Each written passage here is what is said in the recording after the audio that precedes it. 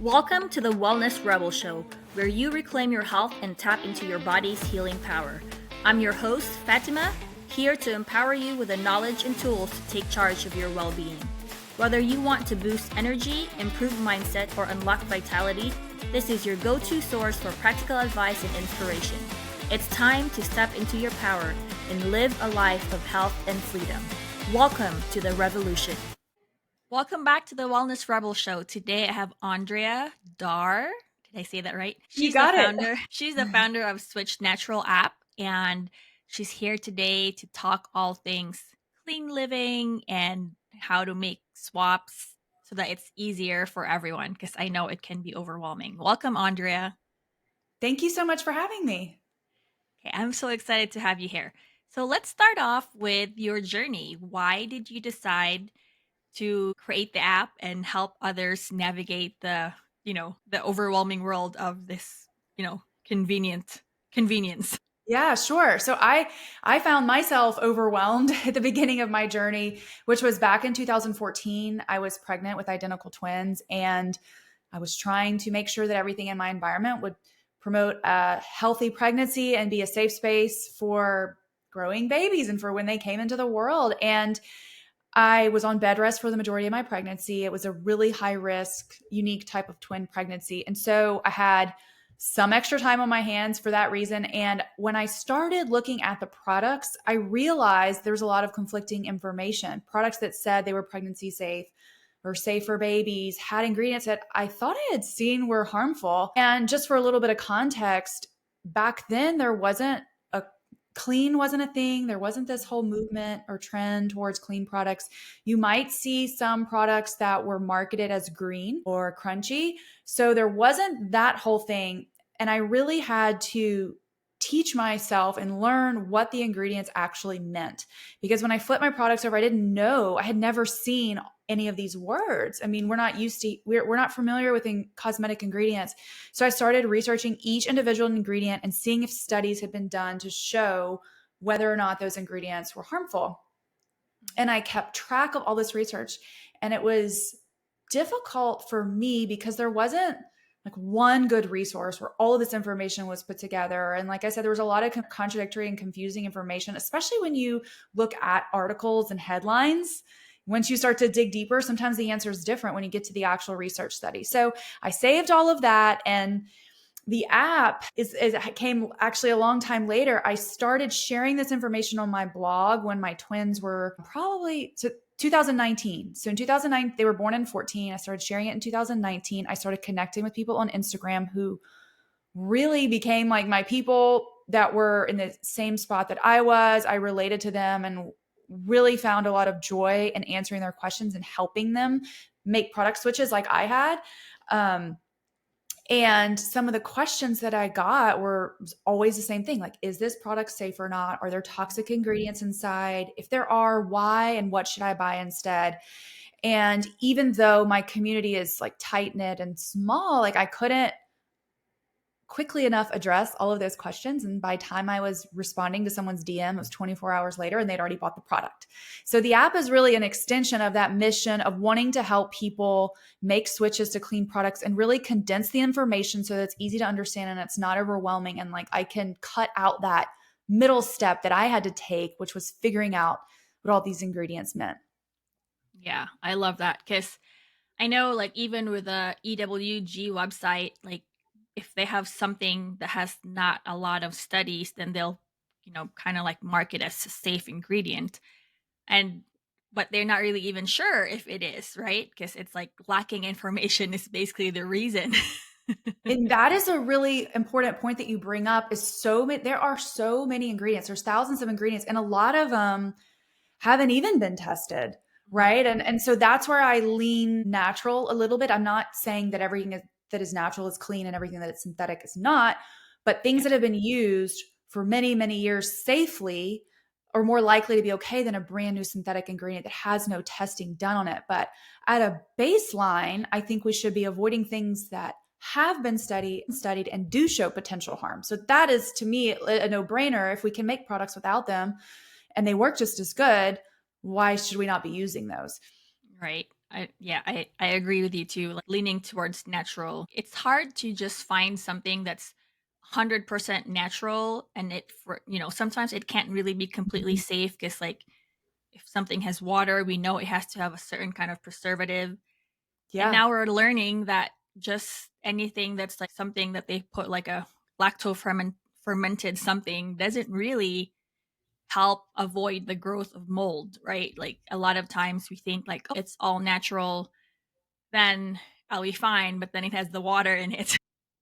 Yeah, no, it's a great point. And I think that a lot of people, yeah, so to your point, you have to have a preservative system if there's water in a product because it's just a breeding ground for all these Mhm. bad things that we don't want in our product. But what's really cool is more recently, there have been preservatives like the ferments that are more natural based or that don't have those endocrine disrupting properties that some of the harmful preservatives have. I think in some ways, preservatives across the board have been assumed to be toxic because for a long time, most of the ones that are used are and still are, frankly, the ones that are used most commonly, like parabens.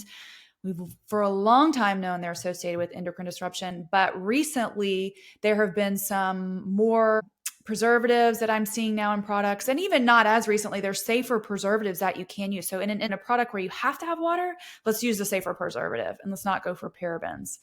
Yeah, yeah. So what would be the safer preservatives so that, when you're trying to look out Mhm.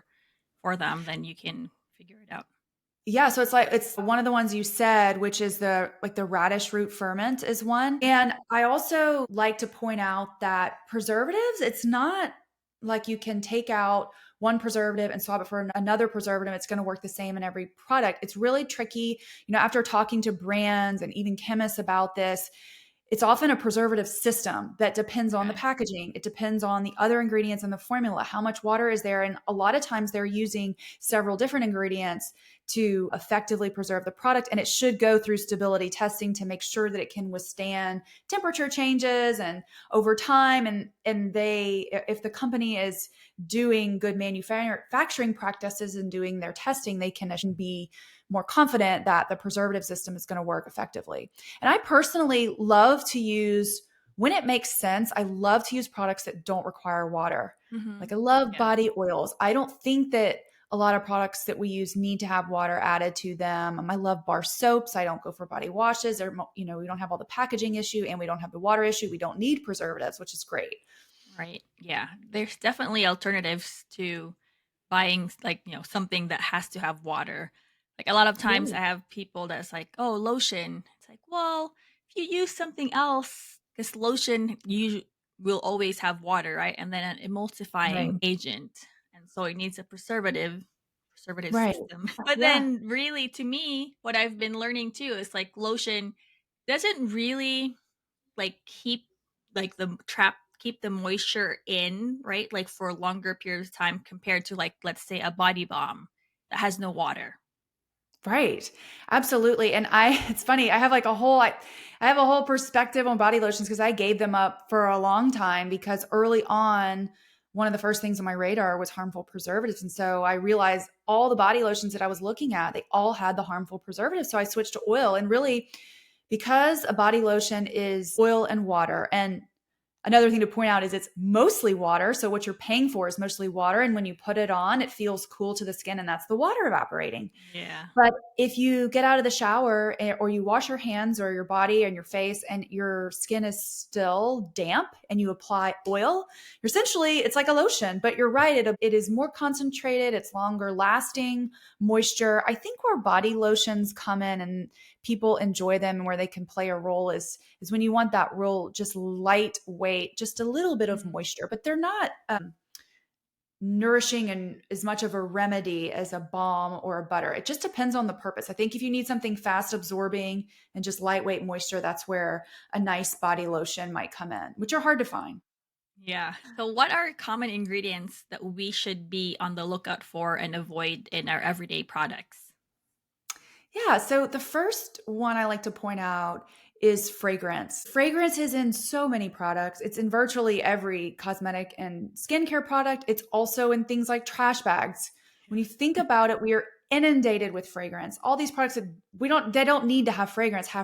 And the problem is when companies add fragrance to their products, they're not required to tell us what the ingredients are that make up that fragrance. And we know now, after studies and research and understanding, that they often contain harmful ingredients that are endocrine disruptors. So the reason that when you wash your clothes in a scented laundry detergent and your clothes smell for days, sometimes it's impossible to get that smell out, is because they're using something to make the fragrance last, and that's called phthalates.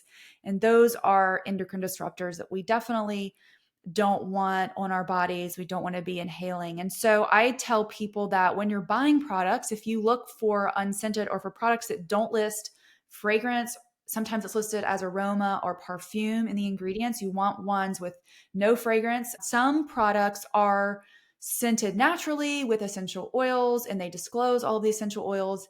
You can still get benefit of a light fragrance. It's not going to last like a true synthetic fragrance would, but you don't want any products that have fragrance added to them synthetically. Yeah. So I also heard, that it's like if something says you have to look for something that says unscented, not just fragrance free, or is it backwards? Yeah, I've heard that too. And I think that honestly, the foolproof way is to just look at the ingredients and see if it Yeah. says fragrance, because and I think what you're getting at is some products contain ingredients to mask fragrance. Yeah. And Yeah. evidently those can be harmful too. So I think the best thing is just to look for fragrance on the back. Right. It's just that it's because I think that the labeling loss is almost like working against us, right? It's like buyer beware. Yeah. It makes it harder for sure. That loophole is really problematic. And I was hopeful that so there's been two cosmetics regulations. One was way a long time ago, like 80 years. And then there was a Yeah. recent one a few years ago. And there was a blurb about fragrance and having to disclose fragrance allergens, which they do in the EU. And I was hopeful that they would say, okay, companies have to disclose all the fragrance ingredients, but they didn't.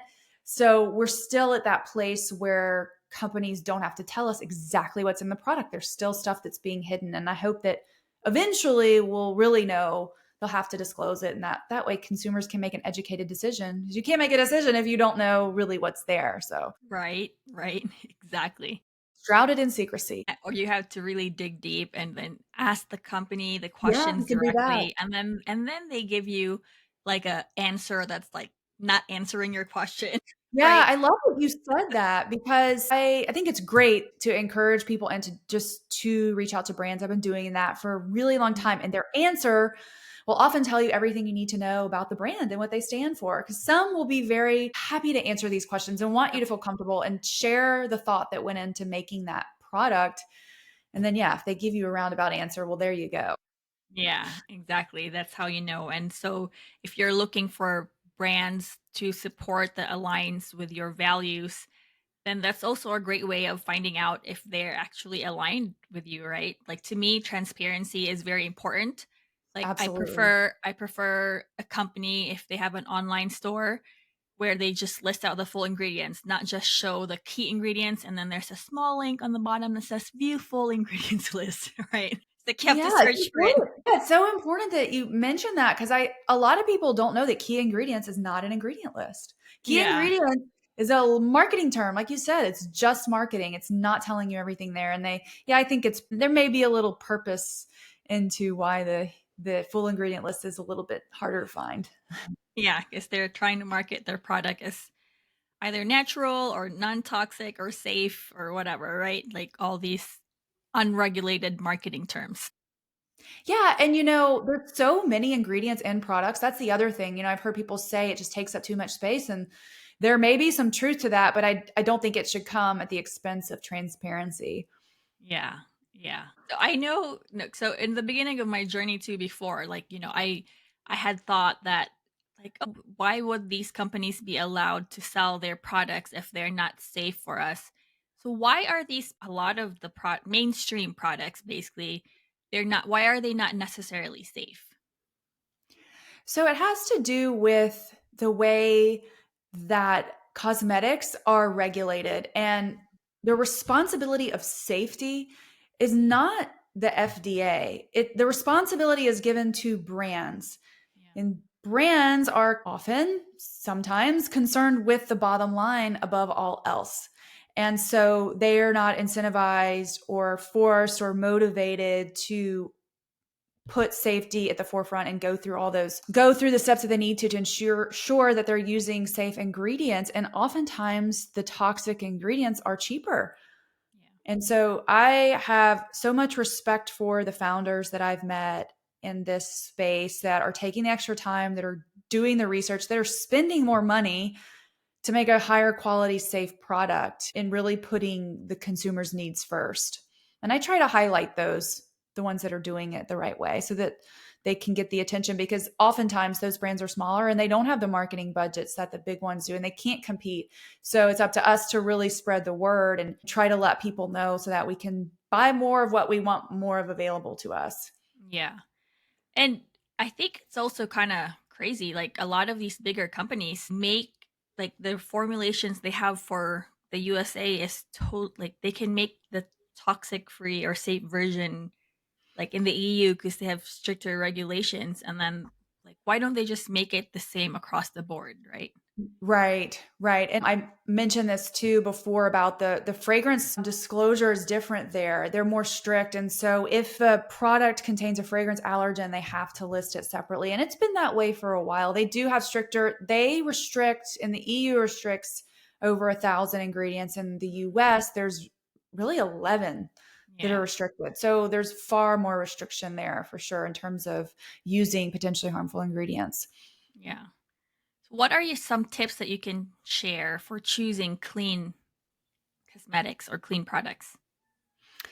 Yeah, so I would encourage people to view this as a process and not this is something that I picked up on after talking to so many people who have gone through it and going through it myself. It's not something that you just switch and you're done with. It's more about being intentional with your purchases, which is actually a good practice, and it takes just a little change in the way that you shop. So every time you go to replace something. So if you're about to run out of a product, say you need a new face wash, you're getting low, instead of just buying the thing that you bought before, go and look at the ingredients first, see if there's toxic ingredients there. My app can be a great tool if you're not familiar with ingredients, or you can there's information out there. I have my blog, but there's a lot of information that's being shared about what ingredients are toxic. So you can look for those red flags. And then if that product has it, start looking for an alternative. If you find a good alternative, try it out, see if it works, and then just sort of go through as you run out, replace. And that way you're not overwhelmed and you're not throwing away everything and feeling like you're wasting money and product. And I think it's just more sustainable that way. And then you can start with things that are not really important to you. So if you don't love your face wash, you're happy to switch it out, but maybe don't switch out the lipstick that you love so much. That's not the first thing that you switch also. And then eventually you'll get there. Yeah, that's a great tip because I know too, there's a lot of, people who have like this mentality where it's like, oh, it has to be all or nothing. And then they really completely get overwhelmed. Or now they're like complaining that it's too expensive to make switches to cleaner and safer products.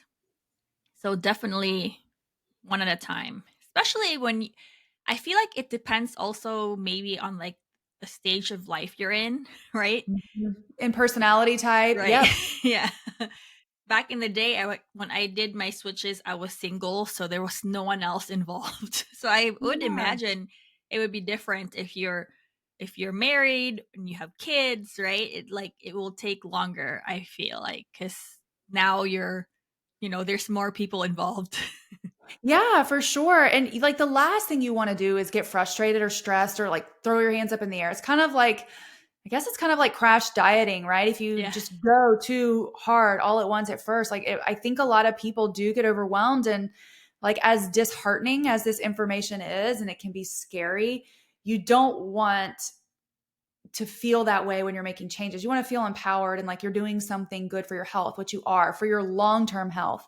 And that's really, I think the crux of this is it's low dose exposure over a really long period of time can increase your risk for adverse health effects. And if we can chip away at that and just reduce the exposures that are easy to swap out, then it adds up over time, every little change. Yeah. I'm it's been 10 years and I've changed out a lot of products, but it definitely didn't happen overnight.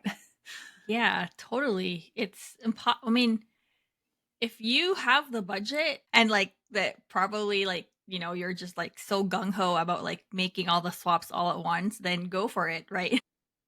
Yeah, and I do know a few people that way, and I think that's personality type too. Some people get it in their head and they want to switch everything and they do successfully, but I think more often than not there's people that get overwhelmed. And I get it. Yeah. I get it both Yeah. ways.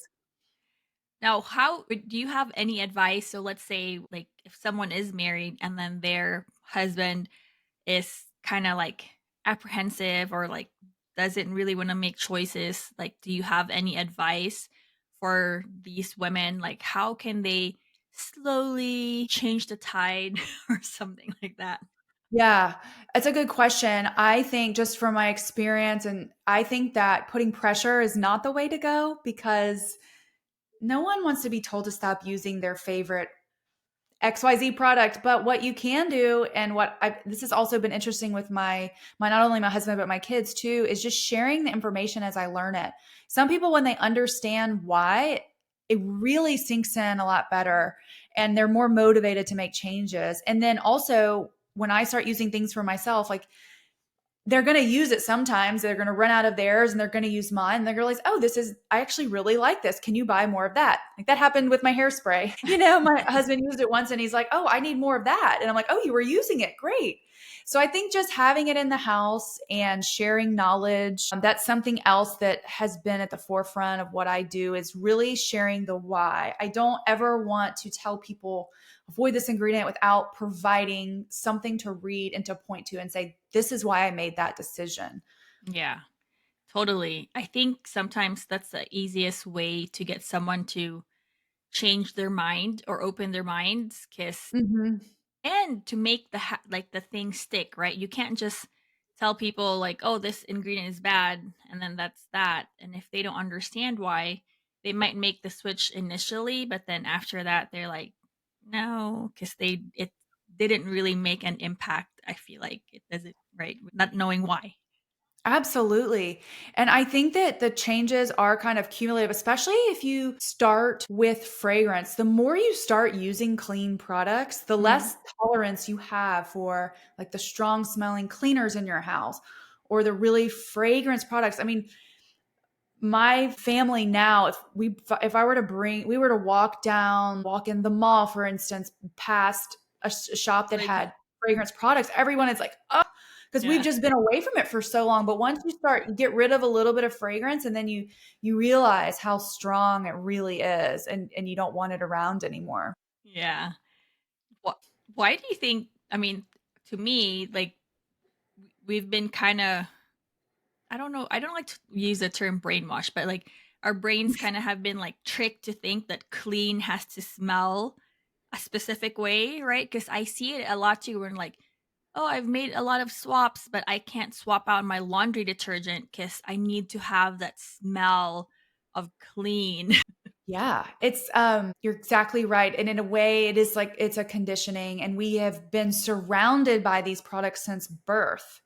So when babies are born, they're washed in fragrance baby shampoo and Dreft, that the most popular baby detergent, has such a distinct smell that we just associate that. And to your point about just being clean in general and hygiene and like cultural norms for cleanliness, there's a really interesting book about this. It's one of my favorites. It's called Clean, The New Science of Skin. And the author, James Hamblin, goes through the history and how it wasn't that long ago that we were bathing once a week. And then when soap came out and there was a huge marketing push behind the soap, and then the brands realized that they could sell us different types of soap and different soaps for different parts of our body. And it just sort of took off, and the marketing is really good. Yeah. Everyone thinks that there's this expectation and then we're trying to get cleaner and cleaner and cleaner when we don't realize that we're actually hurting our skin microbiome, and it's actually causing the skin problems that we're trying to fix with our products. And it snowballed and took off really, I think, since the mid like maybe the 90s. I could be wrong about that exactly, but it hasn't been super long. But there's so many products now. We are just being bombarded with products that we don't Right. need. Yeah. Yeah. Exactly. And that's the to me that's the beauty about like making or learning about, the toxicity of products and all that stuff, cuz then you also kind of learn to be more mindful of your purchases, right? Like when I was 2010, but in 2018 I discovered about like the zero waste lifestyle, which is Mhm. kind of impossible with kids, I feel like, but like, sometimes it kind of goes hand in hand. So now I just call it low waste, right? Like a lot of things goes hand in hand, especially when you're trying to be more sustainable. Right. I have noticed the same thing is that once I started being intentional about my purchases, I realized what I was buying that I didn't need and that I Hmm. actually use so many less products. Some of the Yeah. products I'm buying probably are more expensive because there are certain categories that the clean is more expensive, although I'm starting to see the full price range for everything, but I'm using fewer products and it just feels good to not have all that clutter, honestly, and all that waste. Yeah. Yeah. I think, yeah, we don't need all the things that they make us think we need, right? You don't Yeah. have to have like all these bottles lined up in your shower.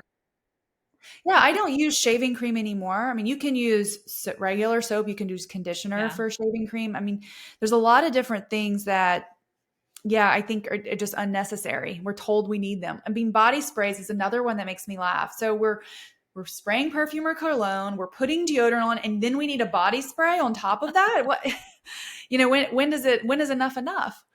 Yeah. Yeah. That's too much. To me, that's like an assault to you. It is, yes, it's an assault. Exactly. That's how I feel too. Like, sometimes I joke with my husband. I'm like, they need to either like, I mean, I know they can't ban it, like, perfume and all that stuff, but it's like there should be like, hey, you can only do a maximum of one spray if you decide to use perfume or whatever, especially when you go in an elevator with someone. Airplanes, elevators, Yeah. at the gym, nothing is worse when you Yeah. can't breathe. Uh, And people yeah. have real allergies, can get really bothered. I mean, it gives me headaches. It's a migraine trigger for me for sure. Yeah. Yeah. Now, so do you have any tips on how we can avoid getting clean washed? Yes, I do. And clean washed is something that has really come on strong, I would say, in the last 5 years. The clean movement sort of Hmm. has really ramped up, and big brands, big companies, stores are realizing that the majority of customers do want clean products. They're seeking out natural, non toxic. But the problem is that there's no legal definition for terms like clean and non toxic and even natural. So brands can freely use those on any product without any specific restrictions that have to be met. Hmm. And so you have to keep that in mind when you're getting drawn to a product that says it's clean. You really have to look at the fine print, which is the full ingredient list, like you said, not the key ingredient list, the full ingredient list. Those claims, I think some claims that are tricky. So not only clean, non-toxic and natural, but also claims that say free of, so free of preservative free or paraben free. Well, they don't have parabens, but do they have phenoxyethanol or do they have methyl-isothiazolinone? These are other preservatives that are harmful too, though while it might not have parabens, what else does it have that could be harmful? And Yeah. then another thing that I think people could be aware of is the clean sections. So Target has Target Clean. Sephora has Clean at Sephora. So consumers think that, oh, I'm shopping in the clean section, so I'm good to go. Anything that I choose from that section is clean. And I continually find products with harmful ingredients in those sections because they do restrict or ban some ingredients, but it's very loose and it's by no means foolproof. And even some of the ingredients, they're not fully banned, they're just restricted to low percentages. Well, some ingredients are Mhm. always used at low percentages. And if they're in, Yeah. you know, the statistic is women put 168 chemicals on their body per day. We use many, many products. So there's this cumulative exposure. So even if it's a little bit in every product, it adds up. And then endocrine disruptors can be harmful even at low doses because our bodies are built to detect small changes in hormones. That's a lot of information, but I guess the big takeaway is don't assume something is clean because it's marketed as clean. You really need to look at the full ingredient list to figure out what's in there and is there anything harmful. Yeah. Speaking of phenoxyethanol, I know a lot of, like these cleaner products will always say, well, we're only using this small percent, right? Like it's towards the end of the ingredient list. But then if you think about it, if you're using 5 different products with that ingredient, then it's Right. definitely adding up on our body, right? For the toxic load. Exactly. That's exactly right. We use so many different products with them. And yeah, it adds up quickly. And there's so many variables in our environment that we really can't control. And I just feel so passionately about this because it's something that we can control. We're actively purchasing these products and putting them on our bodies. And there are safer alternatives at our disposal. So I really feel strongly that this is a change that we can make. Some things in the air or, when we're out of our home, we can't make all these choices, but what we choose to bring into our home and put on our bodies, we can. And I just think that it's the low hanging fruit that we can tackle ourselves. Yeah. Now, what are like I'm curious because you say you get a lot of messages or DMs about products, but what aside from fragrance, what like other ingredient is commonly used that people think is safe or clean, but it's not really healthy for us? Yeah. So the one that comes to mind that I like to point out a lot is talc. Okay.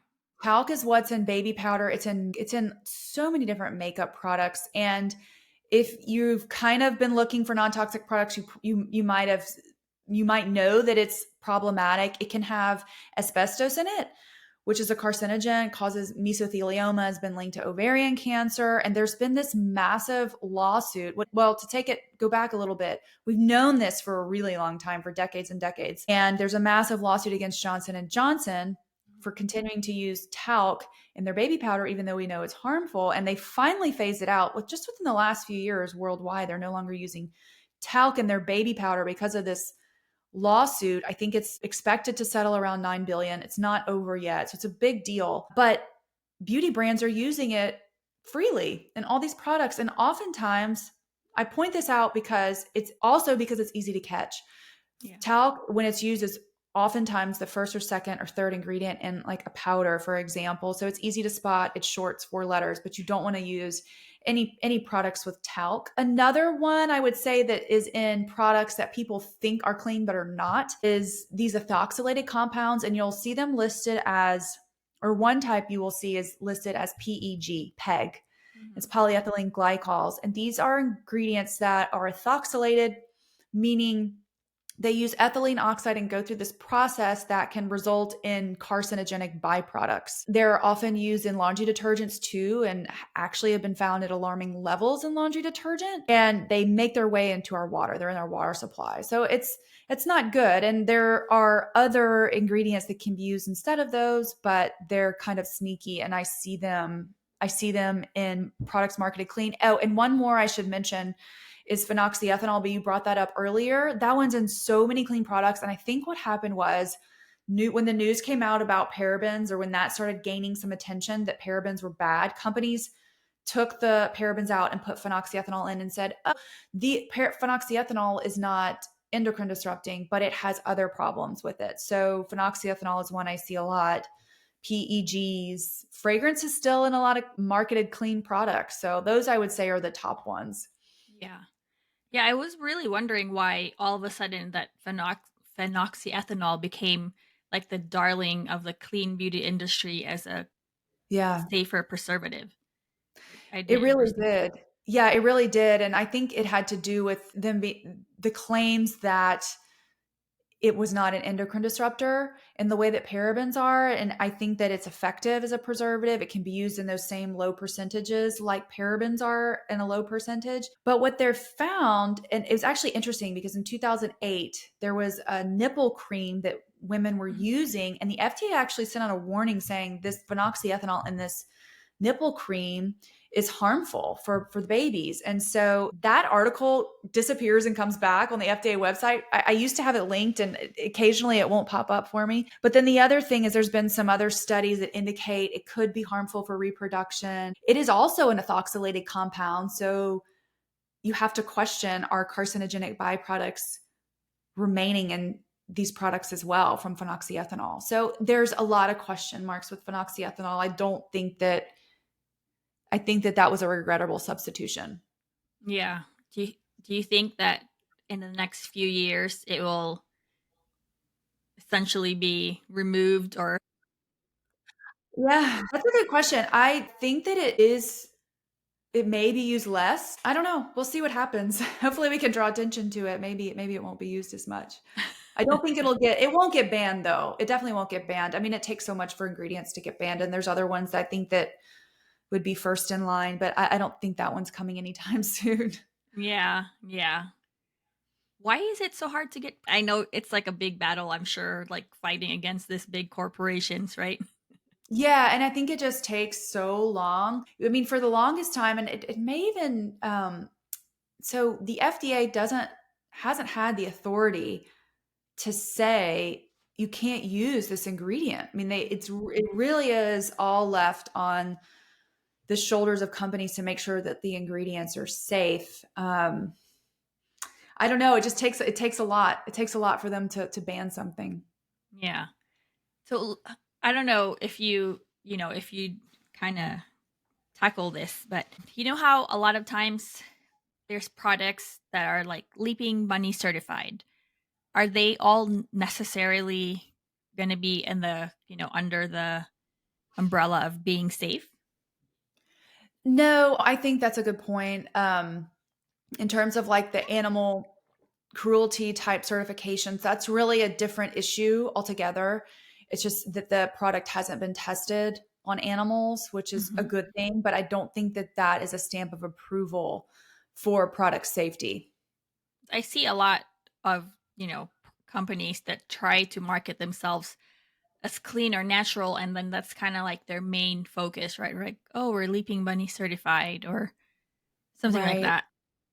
Vegan used to kind of be that way too. A lot of companies were really making the effort to put vegan on their Hmm. packaging if they didn't use any animal derived ingredients. And I think people, for some reason, there was an association that if it was vegan, it was clean too and non toxic. But no, I mean, those are separate issues for sure. Yeah, yeah. So with your app, is it mainly focused on just personal care products, or are you planning to extend it more, or what's its main focus? So the three categories, the way I like to explain it is cosmetics, and that's personal care, skincare, makeup. It's cosmetics. It's also cleaning products Okay. and products that you would use for your kids. So that's the skincare and things that you'd use for your baby and your kids. And the cleaning products, there are ingredients in cleaning products that are also used in cosmetics that are harmful. So the ingredients you avoid would be the same. Yeah. But one thing that's important to know is that cleaning products don't have to list the ingredients.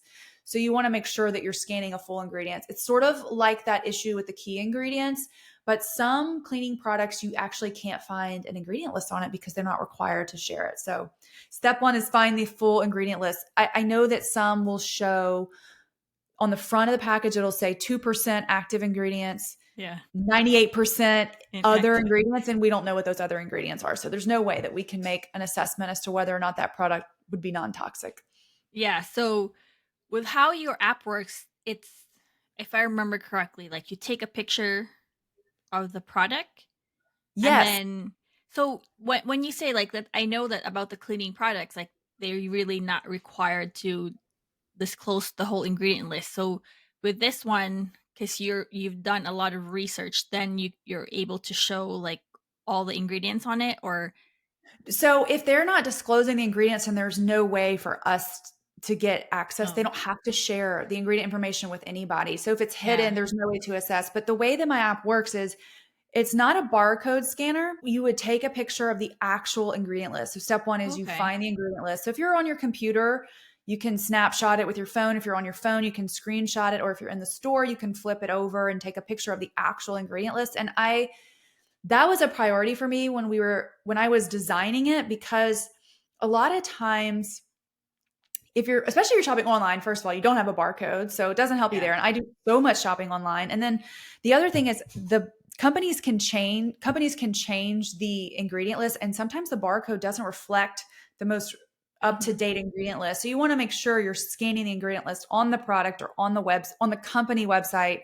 I've even seen Sephora not have the up to date ingredient list. So you really want to go to the brand's website and scan the ingredient list there. And then my app will tell you if there's any potentially harmful ingredients in that list. And Okay. it'll list them out, and then you can tap on each ingredient and it'll give you a description of what the ingredient is, why I flagged it as harmful. And then I have the research that I found linked beneath it. So you can click over and go read it if you want to dig in and learn more. It's really important to have that education piece, because it's like we were talking about before. I think you're far more likely to be motivated to stick with these changes if you really understand why you're avoiding the other conventional, more popular products. And one other thing I wanted to add is, you asked me what types of products. Sometimes people ask me if it is scan, or people try to scan a bottle of Coke and they'll be like, why is this telling me the Coke is good? Or, it doesn't have toxic ingredients. It's not designed for food or supplements or medication. So those are the three categories that it doesn't apply to. Yeah, yeah. Do you have plans on like extending that to maybe food, or no, you're just like it's just I for It's so funny because since the day that I launched the app, that is a question that I get consistently. And I never put a lot of thought or weight into that, because to me, the mystery is in products. That's, you flip over a product and you don't know what any of the ingredients are. And maybe they're good. Maybe they're totally fine. Whereas in my personal experience with food, if it's not a food ingredient and I don't know what it is, I'm not eating it. yeah. But I get it. A lot of people buy processed food, and there are some processed foods that are better. And so if you're trying to decide between two boxes, what's the better option? You might want a food scanning app. And one that I have found, I've actually spoken to the person who runs it. Her name is Julia. The app is called Trash Panda, and it's a great app. So if you want to do food scanning, I recommend that one. Okay. I've never heard of that. So that's good to know. Yeah. Yeah, I know that more and more people are really becoming more aware, with the toxins in both personal care products and our food, the processed food. And so they're really trying to seek out, apps that actually are pretty accurate, because I know that I've heard feedback like the Yucca app is Mhm. not really super, how do you say that? Super They're not accurate. stringent or accurate. Okay. Yeah, yeah. So, but yeah, I love that you created this app to help others navigate the toxic world of convenience, right? Thank you. Yeah, it's been a wild ride, but it is really neat to see people use it and to see how it's helping them make changes. It's really cool. Yeah, yeah. Because we know that toxins, even though we don't feel the effects of the toxins on the same day that we use them, right? Right. It definitely accumulates in our bodies, and then it will manifest as symptoms down the road. And then you can't really make the connection that, oh, it might be the deodorant that I was wearing my whole life that has aluminum. Absolutely. I totally agree. Yeah. So are you finding that your family seems healthier, that you're avoiding all, like, the toxic products? So I started this when I was pregnant with my twins. And so they've kind of known nothing else. But Yeah. what I will say is neat is that they are able to recognize what is healthy and what is not. And they're very in tune and pick up on it and curious. And it's just normal for them to seek out products that are safe for them. And I feel good that they have that foundation to fall back on, so that when they're gone, my kids are gone one day, they're going to make choices from that frame of reference. So it's definitely good that I started when I did. Yeah. And so when you have these other, let's say, other moms that are asking you for safer alternatives and all that stuff, like do they have like a common complaint, maybe like their kid is suffering from eczema or something like Yeah. that, or Absolutely. I think you nailed it. I think eczema is one I hear a lot. And interesting, what I hear very frequently is I changed my laundry detergent and my kids' eczema went away. So laundry detergents have I had this conversation with a dermatologist who really drove this home for me. There's an ingredient, I mentioned it, I think earlier, methylisothiazolinone. It's a Hmm. preservative, but it's in a lot of laundry detergents and it's a strong skin irritant. And when you think about laundry detergent, it's something that we're in constant contact with. It's either our clothes, our bed sheets, towels. So if you're allergic to something is bothering your skin in there, it can really exacerbate skin problems. So switching to a non-toxic detergent, it can be really beneficial in that regard. For me personally, getting rid of fragrance products I has helped my headaches immensely. And I hear that from a lot of people too. So there are some, I would say, immediate benefits that you can notice. I know like the bigger issue, like you mentioned, is long-term impact of Yeah. using these products on a daily basis for big, things that are carcinogenic, things that are hormone disrupting, you know, the statistics are girls are having puberty earlier, could be a result of the products that we're using. All these are big issues, but you could likely experience some immediate benefits. People will tell me brain fog, Yeah. headaches, skin irritation, and skin issues can resolve switching to low tox products. And I'm sure allergies too. Big one. Yes. Yes. Yeah, especially once you get finally you're like, "Oh, I can breathe fresh air, not the fragrance, all the Yeah. fake fragrance around me," right? Clean doesn't have a smell. Right? Truly. Yeah. Exactly. Yeah. Yeah. But speaking of dermatologists, I'm gonna ask this question real quick. So I know a lot of people, right? A lot of products that are like they get marketed dermatologist approved or something like that. Like, does that really hold a weight to these products? Well, okay. I think what happens is the lines get blurred as to what a dermatologist is recommending versus we're talking about toxic products, which is a Hmm. whole different thing. So if they're approving a product, they're saying we think this is good for the skin. Let's say completely if they were being completely honest with what they were saying, which maybe they're not all the time, but this product does what it's intended to do and we approve that as a dermatologist. Well, even I've had a dermatologist tell me this too, like they were not trained to understand what all these ingredients meant. There's not a course that says they have to learn what every single ingredient is in the cosmetics. That's not what their specialty is. And so expecting them to have that knowledge is simply unfair. And I think that people sort of say if it's dermatologist approved, it's clean, but those really are separate issues. Yeah, yeah. I know. It's just because sometimes when you see that label, you're like, "Oh, it's approved by a dermatologist, and it must be." Yeah, no, I totally, you're right. I completely understand what you're saying. And it's on those products like CeraVe and Vanny Yeah, Cream, I think has it, those real common ones that get recommended by dermatologists often. And some of those have parabens, which is sort of an obvious no to me. Why are they still using it after, even just after the bad press? Why would they want to dip their toe and use those? But I guess, again, it's about the bottom line and they're using the cheaper preservative for a lot of these products. yeah, yeah. All right. Well, I think that's all I can think of. So, do you want to share with the listeners where they can find you and if you have any freebies or resources for anyone that wants to learn more about making switches to cleaner products? Yeah, absolutely. I am very active on Instagram and my account name there, my handle is switch.natural. I have a blog, switchnatural.com. And on that blog, there's a free resource library. You can download a beginner's guide to non toxic products. I have a cleaning guide. I have a compilation of clean brick and mortar stores across the US that people have recommended to Ooh. me that they like locally. So that's a good place to get started. And then, of course, my app is available on Google Play and also on the App Store for iPhone users. And one last thing. Do you Sure. have a favorite mantra or like a little golden nugget that you want to share for, to like either to inspire people or, keep them motivated to, let's say, to make the switches or if they're on a health journey? Sure. I really like the mantra switch out as you run out. I think it implies that this is a lifestyle, this is a journey, this is not a crash diet.